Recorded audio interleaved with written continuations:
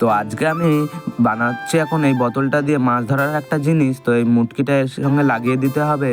তো এখন এটা দিয়ে একটা মাছ ধরার জিনিস তৈরি করব। তো এখন পুরোপুরি তৈরি করা হয়ে গেছে, দেখতেই পাচ্ছ তোমরা। তো এখন এটাকে একটু ফুটো করে নিতে হবে। তো সেই কারণে একটা স্ক্রুড্রাইভার নিয়ে চলে আসলাম ফুটো করার জন্য। তো এখন ফুটো করা হয়ে গেছে, দেখতে পাচ্ছ তোমরা। তো এখন এটা পুরো রেডি হয়ে গেছে খাবার টাবার দিয়ে মাছ ধরার জন্য। তো এটাকে চলো নদীতে নিয়ে গিয়ে পেতে দিই।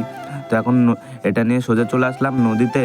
তো এখন এটাকে পাতার জন্য, তো এখন জলে নেমে পড়েছি আমি এটাকে পাতার জন্য। তো চলো এটাকে এখন পেতে দিই জলের ভিতরে। তো দেখা যাক মাছ হয় কি না। তো এখন এটাকে আমি জলের ভিতরে বসিয়ে দিলাম।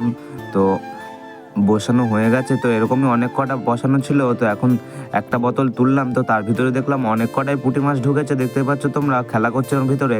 তো এখন তোমাদের ঢেলে দেখাই, দেখো কত মাছ পেয়েছি। তো দেখতে পাচ্ছ অনেক কটা মাছ পেয়েছি আমি।